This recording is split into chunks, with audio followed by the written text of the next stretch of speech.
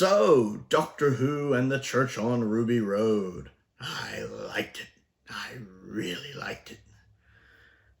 I enjoyed this one. I had been, like a lot of people, concerned, wondering where the show was going to go, what Shooty was going to be like portraying the character.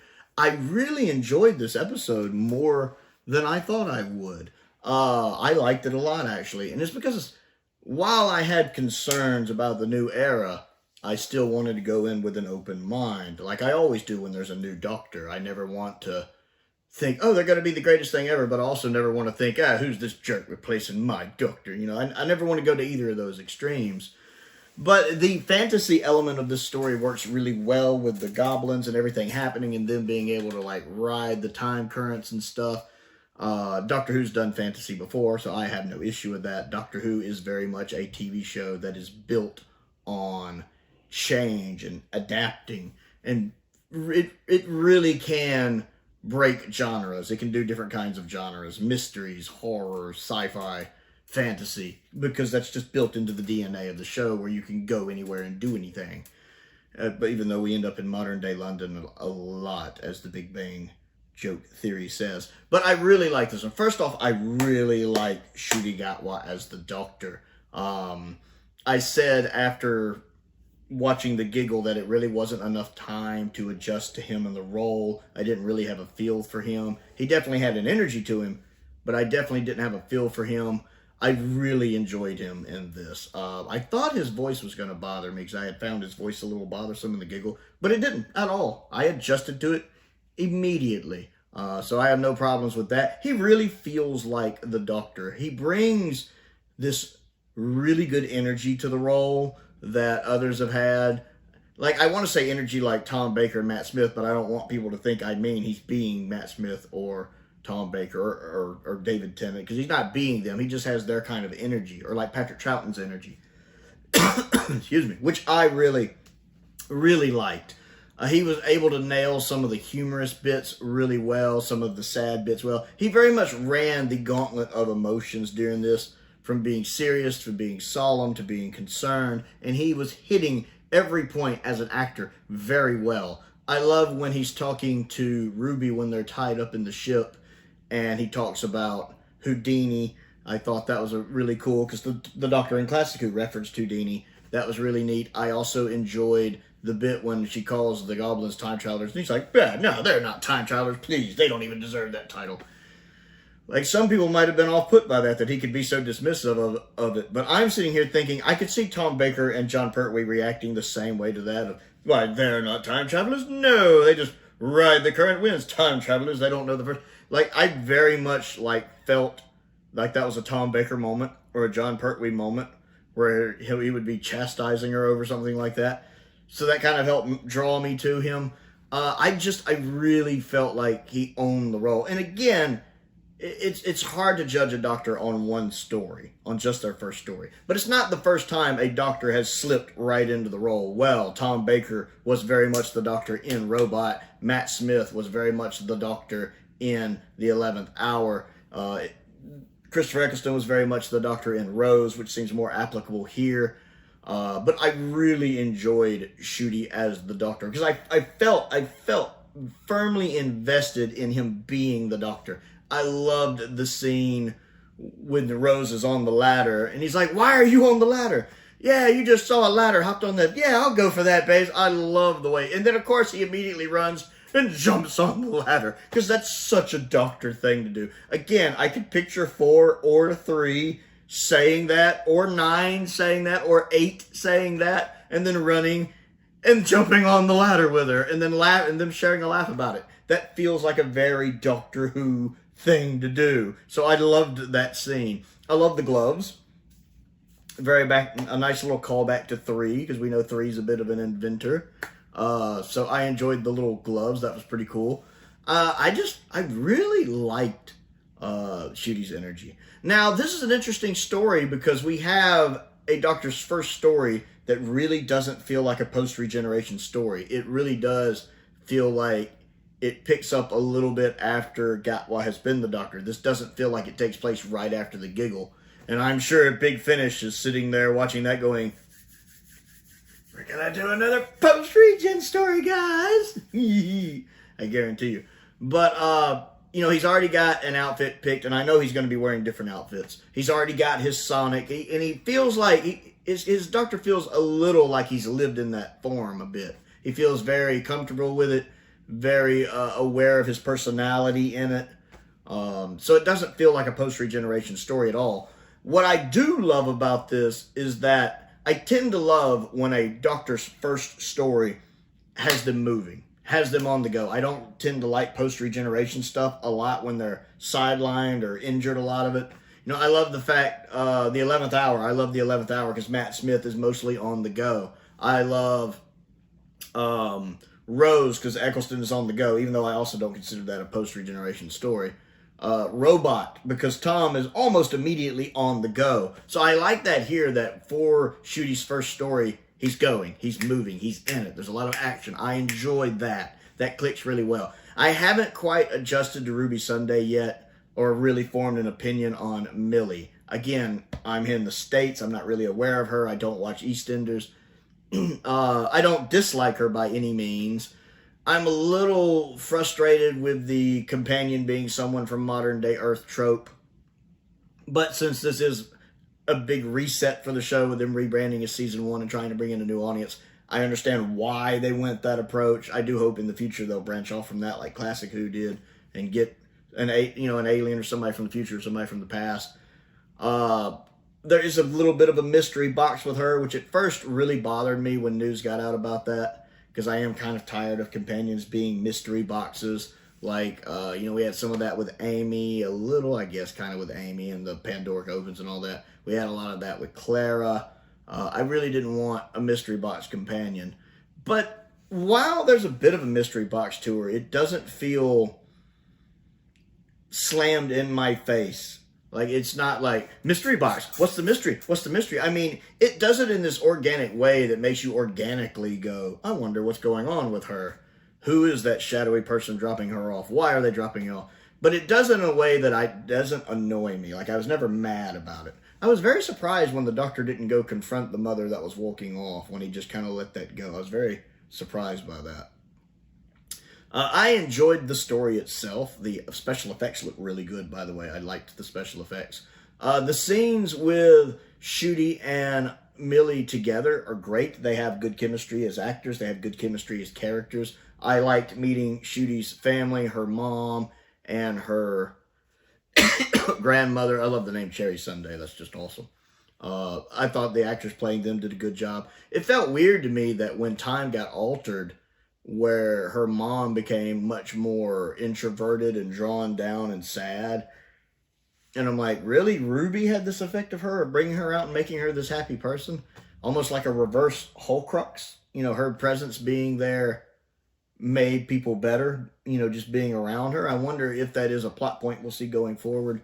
The bit with the Davina, or whatever her name is, being in it, I have no problems with that. I have no idea who that is. I've never heard of that person. The one who's apparently like a news anchor or something in real life, or does a talk show. Again, I'm in the States. I've literally never heard of that person in my life. So if it's stunt casting, which I guessed it is, much like the JNT era, I'm sitting there going, yeah. Her being in the show is fine. I had no problems with her. I enjoyed a lot of this. The story was fun. It was entertaining. I liked it. I liked, getting a handle on the 15th Doctor, getting a handle on Ruby, watching them get a handle on each other, watching events play out. Literally the weakest part of the song for me was the Goblin song, but in context with the whole story, it works. Again, it's a very fantasy story, so it having a musical number in it works. I mean, I've literally watched the Doctor interact with Gulliver from Gulliver's Travel before. Certainly, I can accept this. So in context of the story, it works, even though I'm still not keen on it. The singer of the song is fine. She's good. But the song just didn't do a lot for me. Although, I like the bit when the Doctor and Ruby start singing in it, too. I was just like, okay, roll with it.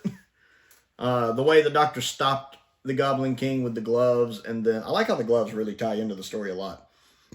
And then the ship just kind of disintegrating, that was pretty cool. Watching Ruby figure out the Doctor's a time traveler from all the clues he said. I mean, that's kind of a thing you're like, shouldn't she have caught on to that sooner? But then I'm sitting here going, well, considering everything that was going on around her, aliens, baby kidnapping, goblins about to eat the aliens, I can understand not going, wait, Harry Houdini, I can understand her not putting it together immediately because her mind is on 50 other things that are happening going, these are not things that are supposed to be happening. So I'll go with that. I am kind of surprised they didn't fix her mom's house with the cracks and stuff. They just kind of left it like that. That was kind of weird. I didn't really have any problems with this. I felt there was nothing felt like it was beating me over the head. Like I know they had a trans actor playing the singer, but it didn't feel forced. It felt organic. Also, the actress did fine. She's not really in it much, but I liked her. Did some nice singing. Obviously, one of Ruby's friends. I like the way they did that. How it's being more inclusive without feeling like it's lecturing to you. They just cast a trans actress as this trans character, and they let it be. They let her be a character in the story without trying to make her character's main feature being she's a trans character. They just let her be an actual character, which I liked. I really enjoyed the way that was done. That it felt very, again, natural and very organic, and in no way lecturing. So I was very pleased with how that was done. Which coincidentally, I was actually, right before I watched this episode, I was playing Halo Combat Evolved in co-op with a trans female friend of mine who is way better at the game than I am. She wants to play on Legendary. I'm a play on normal, maybe heroic kind of guy. We had to play on Legendary. I died a lot. And she's over here dodging stuff like she's Neo. And I died a lot. She's definitely better at the game than I am.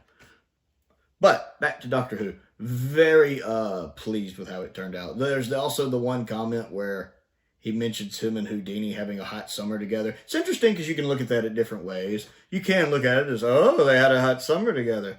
Although it feels kind of odd because we know it was one of the early incarnations that met Houdini, and they're more asexual like classic Who Doctors are. But it's said in such a way that he also could have just meant it was a hot summer, as in it was a hot summer, or it was just a happening summer, a party summer. I like how they left the way he says that line very ambiguous. That way, if you want to see it one way, you can. If you want to see it another way, you can. If you want to see it another way, you can. I really liked that. That was a clever way to deliver that line so people could interpret it for themselves. And I was really pleased with how that was written.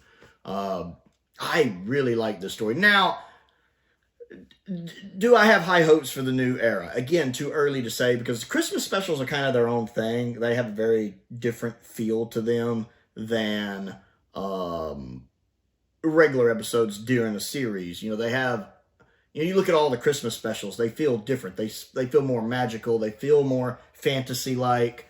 They have their own unique feel to them over the regular episodes. So this is definitely not an episode, I think, to really judge the new era by, although it's nice to get a firmer hand on Shooty's Doctor and on Ruby, a firmer grasp on them. But again, I'm going to need to see some episodes upcoming, some of the upcoming episodes to really get a handle of what this new era is going to feel like. But I liked this episode. I don't understand what some of people of the episode's criticisms would be. It's directed well. The effects are good. Also, the incidental music. I love the incidental music. Murray Gold's incidental music. Everything in it fits what's happening on screen very well. Very well. Parts where it's adventurous, parts where it's more solemn, parts where there's even some whimsy in there and it's a little silly. The music always fits what's happening on the screen and moves in tone with it perfectly. I made a mental note of that as I was watching the episode, that I really was pleased with the incidental music on this. It was very, very good. This might not be the review some people were expecting, but I don't really have a side. People are like, but Prowl, you're supposed to be on our side. I don't have a side. I just want good Doctor Who. I want entertaining, well-written Doctor Who. That's the side I'm on. And I feel like I got that here. This was a well-written episode. It was a fun adventure. It was a nice fantasy story with a good cast, a good director, good characters, and it was well-written, and I did not feel lectured to at all in any way. which was exactly what I wanted from new Doctor Who. So Russell very much delivers on this for me. I know, I just feel like some people would be like, but Prowl, you're supposed to be critical of this, but I'm not going to sit here and do mental gymnastics to come up with a reason to not like it if I like it. I'm not going to crap on something just because I'm supposed to crap on something because it's 2023 and this is modern Doctor Who. I'm not going to do that.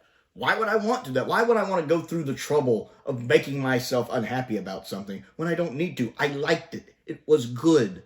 And I feel like some people, that's the only reason they wouldn't like it is because they're just in this mindset of, no, I can't like it. You know, when if you actually stop and just watch it and enjoy it and try to enjoy it, you might like it.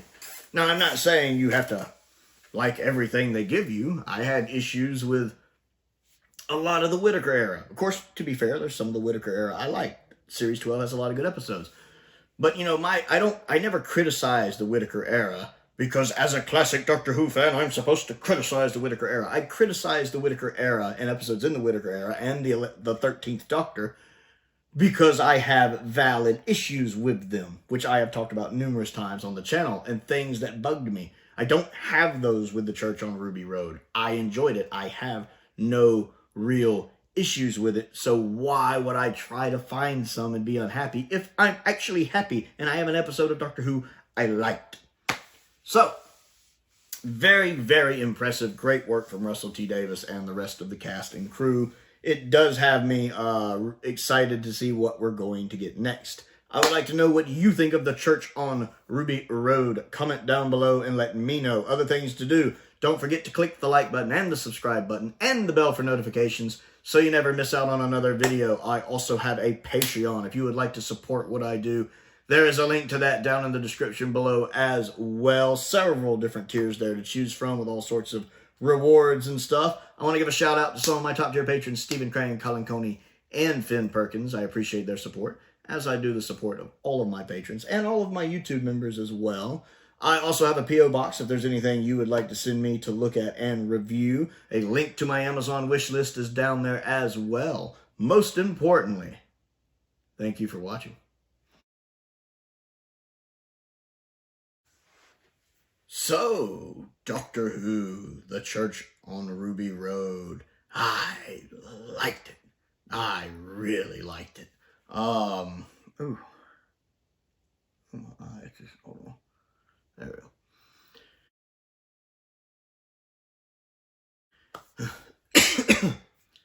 So, no, that's not